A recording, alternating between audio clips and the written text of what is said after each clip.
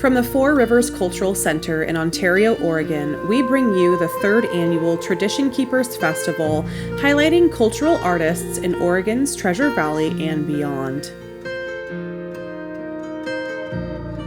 In this episode, you'll meet Shinto priests, the Reverends Ann Spencer and Kathy Chatterton. My family, my mother and my father and grandparents, all were from the Washington area. My dad grew up in the Tacoma, Washington area, and my grandparents and my mother grew up in a small town called Orillia, Washington, which is kind of in the Renton, Kent area. And then during World War II, when they were relocated and sent to camps in various places, my mom and my dad and their families all were relocated to Tule Lake, California. And my mom and dad didn't know each other at the time. My mom was much younger than my dad.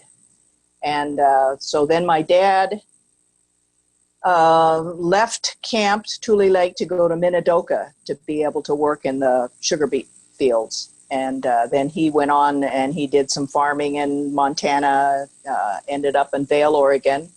And my mom and my grandparents ended up in Vail, Oregon too, where they did some truck farming there. And so my parents met in Vail and ended up getting married. And then I was born in Nyssa, Oregon. They were living in Parma, Idaho at the time. And so from there, my mom's parents and my mom and dad ended up moving to Nampa, Idaho, where my dad did some farming, row crop farming. My grandparents were Buddhist, Jodo Shinshu Buddhist, and my dad was very conscious of wanting me to have contact with other Japanese Americans. And so he felt like it was important to keep a connection with the temple. And so at a young age, I had to get up early in the morning to drive to Ontario to go to temple. And at that time, when I was growing up, there was no Interstate 84. So it was an hour drive to go on country roads the back way to get to Ontario to go to temple. I wasn't a big fan of getting up early in the morning to have to make that drive, but my dad insisted that I would go. So that's how we ended up going to the temple. My dad received a bit of criticism from the other Japanese Americans in the Treasure Valley. They thought he was crazy for making that long drive to go to Ontario just to go to temple. But he felt it was important. And so that's how I ended up going. And, 69 years later, I'm still going and making the drive, except now I'm making the drive from Boise to Ontario. I grew up on the coast of Washington and went to college at Whitman College in Walla Walla, Washington. And one of my professors there was Ron Takamoto, who was I took a Japanese language class my sophomore year of college with him, and he is actually, I didn't know it at the time, but he was actually the son of a minister in the same tradition from Southern California, and Reverend Art Takamoto. And so I didn't know that, but I did know that my professor, Ron Takamoto, was obviously very interested in Japanese arts and culture, and I ended up studying tea ceremony with him as an extracurricular activity. Many years after college, back in, it would have been 2002, I learned that my friend and mentor, Professor Takamoto, would be speaking at the Idaho-Oregon Buddhist Temple on tea ceremony. So I thought, hey, I'll go see him. And so I went and I saw him, and he talked about tea ceremony and other things. And I I knew when I got there that this was a temple and a community that was primarily Japanese American, and I also knew the history that Kathy talked about of the internment during World War II and the racism that has been part of the Japanese American history, and so I wasn't sure how well that I would be accepted or welcomed, but I also very much wanted to go see my friend and mentor. So I came to the temple and was actually welcomed very warmly, which really got my attention because I realized that they didn't have any reason, particularly, to want to welcome outsiders, and yet I did feel very welcome there, and so I thought a lot about that. And the warmth and the spirit that I felt there, and the energy and the community that I felt, um, and I was not only welcomed there but also invited back to come back for special services or for meals or other things, and I started to develop friendships there, and just continued to find it to be such a warm and welcoming community for me. O Butsudan, the O in front is an honorific, so it's kind of saying it's an honorable. Butsu means Buddha, and Dan means an altar, so it's an honorable altar for the Buddha. And so Butsudan are typically found in the home of a family. They are the focus of a Buddhist family, and so different offerings are made. We can make offerings of flowers or greens, incense, rice, and water are the usual offerings that are made. And so this would be a place where the family could gather and meditate together and be able to carry out whatever rituals, depending on, each family is a little bit different. Of course, the ministers' families, of course, would be much more uh, uh, elaborate in perhaps their morning service and their evening service. I think one of the things that I appreciate a lot about the home altars, the home obutsudan, is that they are, as Kathy suggested, they're personalized, and each family can have them in their own way. Um, it is a place where Buddhist imagery, Buddhist statues, a statue of Amida Buddha, who is the main center of reverence for our tradition, is enshrined.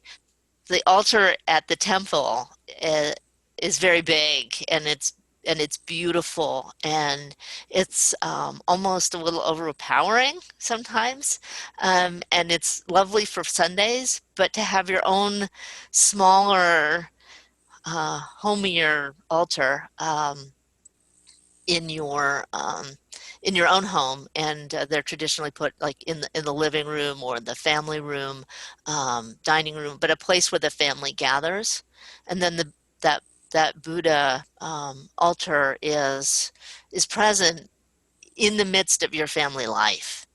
And it's very approachable, so like children wouldn't be able to go up onto the altar at the temple, but they can offer the offerings that Kathy mentioned. They can offer flowers, they can offer rice to the Butsudan at home, and I think in a lot of families, it is a child's job to help take care of the altar. And so it's a way of really bringing the Buddhist imagery and the Buddhist teachings into a very intimate space of the family home. And instead of the Buddha just being out there somewhere, the Buddha is in the living room. And you can go talk to the Buddha in the living room. It's also a place where pictures of deceased family members are placed. And so it is emphasizing that sort of that connection between us, ordinary beings, loved ones that have passed on, and Amida Buddha, sort of the transcendent Buddha of infinite wisdom and compassion, all come together in your living room. And it is both very intimate and also very profound at the same time. for whatever reason, because many of our first and second generation Japanese and Japanese Americans were passing away, and many family members did not become Buddhist, or they had maybe moved away from the area or whatever. They didn't know what to do with the home altar, the Butsudan that they found in the home. And several of the Butsudan are quite large, and many American homes are not designed for a large altar somewhere in the family room or living room or whatever. So we found that the temple was acquiring quite a large number of these Butsudan, which we're happy about. And we were afraid that they would end up in yard sales or at the Goodwill store, and we didn't want that to happen. We wanted the Butsudan to be cherished, and so we decided that this would be the best way would be to try to find homes with individuals who were maybe newcomers to Jodo Shinshu Buddhism, or individuals that maybe at the time couldn't afford a nice Buddhist altar. And so we thought that this would be a good way to keep the tradition alive, keep the teachings moving forward, and be able to offer these Butsudan up for adoption. But when we started, there were maybe eight of them. I think we had part of what was happening was that they were being stored in our temple. They were being stored actually in our library space, and so it had gotten increasingly difficult to get to the books. So that was the other driving force of the decision. Is we don't want anything bad to happen to the Butsudan, but we also want to be able to get at our library. So we. A lot of them were in boxes that hadn't been opened. Some of them, I think, for years, probably had been in storage at somebody's house before that. So, so the first step was really opening up boxes and unloading Obutsudan, which felt it felt like Christmas, ironically, in a way, where just opening up packages and seeing what was in them, and that was a lot of fun, at least for me, to see all the different styles. And then they were in different states of repair and disrepair and cleanliness. I think one of the first things that we did, the Obutsudan are made of wood, and if they were from Japan, they're used to a humid climate, and we are not a humid climate. So the first thing we did was we got a humidifier, and we started running it in the room. We actually had a minister, a Japanese American minister who is living in Japan and has lived in Japan for many years, who's actually interested in refurbishing of Obutsudan. And so we were in contact with him. He was the one who suggested the humidifier. And then we asked for other suggestions. And one of the things he said for getting dust out, he suggested small makeup brushes. And so we used the makeup brushes. The Obutsudan have some often very fine carving in it that's very delicate, and it's really hard to get in and clean it with any kind of a rag. And so these brushes really made a big difference. One of them I remember had a picture of Amida Buddha that had just been scotch taped to the back wall of it, and so and there was it was a gold paper on the back, so getting the scotch tape off the gold paper it took quite a long time because I didn't want to tear the gold paper at all. And I'm not, if you know me, I'm not actually a patient person. So this was an incredible practice for me to slow me down and not rush it. This particular Butsudan was a very, very large one that we weren't sure would be adopted because many people don't have a big enough space. So we had it out. It had light. It has lights inside that actually plug in and light up, and it's beautiful. It looks very much like the large altar inside our temple. And so this particular one, the second year we had it up for display, it ended up we ended up being able to house it at Four Rivers Cultural Center, and so they have it there. And we did find inside the drawer of the altar, correct me if I'm wrong, and there was a card in it that was addressed to Grandma Kay or to someone that people knew. And so we were able to figure out that this was who it belonged to. But this particular Butsudan had to cost thousands of dollars. I mean, it's a gorgeous Butsudan.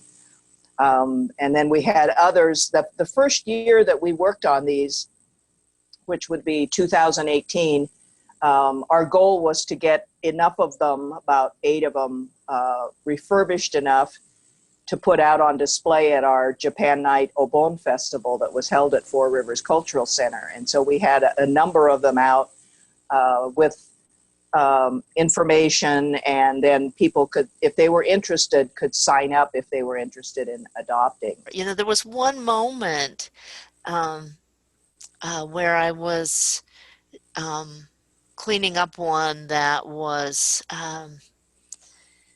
that had clearly not been used for quite some time, and I pulled. There's a little stand for carrying rice. That it's called an bupanki, but it's where you make the rice offering. And I took it out and I was looking at it and getting ready to clean it up, and I looked and there was this one grain of rice that was still attached to the bupanki, and it probably had been there for 20 or more years. I don't know whose butsudan it was, but I just had this overwhelming sense of connection to, I'm assuming, the lady who, you know, made her last rice offering at that altar, and maybe knew that it was her last rice offering at the altar, and maybe she didn't. But just realizing that grain of rice had been there for probably 20 or more years, and at that moment I could just sort of feel its presence in somebody's home as being something precious to them, and it made me happy to know that this Butsudan was going to find a new home, and that somebody there would be hopefully offering rice at it again. At this point in time during this pandemic, since we haven't been able to have services in our temple since March, middle of March, the family altars, the Butsudan, have taken on greater significance, I think, for individuals and families to have a place to gather and to practice together, to go to do the ritual together. I think it's important. Part of our job as ministers is to be able to continue and pass along the teachings and hopefully encourage people to study the Buddha's teachings. And so I think the home altars are a very much important part of this, kind of like the spiritual center of a home, to be very kind of a grounding experience for people to be able to stand in front of the Butsudan and to make the offerings of flowers or greens, rice, and to be able to let go of their attachments, to be able to let go of their ego, to be able to step back and share that part of themselves. So I think it's very important to, as a Jodo Shinshu Buddhist, to have such an altar in the home. I think it's a very much a focal point for the religion. The teaching is that Amida is compassion, that Amida is the Buddha of infinite wisdom and compassion, and that's the symbol of light and life, and that Amida's compassion and wisdom is always accessible to us as human beings, but that usually we're so busy with other things that we forget that. And the altar is a way to have that presence of Amida, have that reminder and that manifestation of that wisdom and compassion in the middle of our daily lives. And I think in the pandemic, so many people have become really overwhelmed with fear and worry and anger and have yeah, have just felt really overwhelmed. And I think having um, that altar in the home can really be so grounding and reassuring and keep you from keeps we can get all just utterly distracted and frightened of the things that we're seeing on the news, or if a loved one is sick, or all of the uncertainty. That Obutsudan is a place to go back to, and or even just for me, sometimes just walking by it. I don't have to be planning a service or making an offering at it. My Butsudan is right by my front door, and so we walk by it. It's in our living room. We see it hundreds of times a day, and consciously or unconsciously, I think that it provides an opportunity to put our experiences into perspective. I think a lot actually about what Kathy was talking about earlier in terms of the Japanese Americans and what they went through in World War II. And the Butsudan that I have was a gift from a friend, and it belonged to her parents. And her parents had actually bought it soon after being released from camp. Um, and so for me, having the Butsudan reminds me of the suffering of people who have gone before me as well, which also um, helps put whatever difficulties I have in perspective, because I realize that these difficulties are part of what it is to have a human life, and that they are they are part of life in samsara, where where we face difficulties, so that is true. And then on the other side, even as we're facing those difficulties, that there is wisdom and compassion that is also surrounding us, and we just if we are able to pause and to notice that, there is still so much to be grateful for.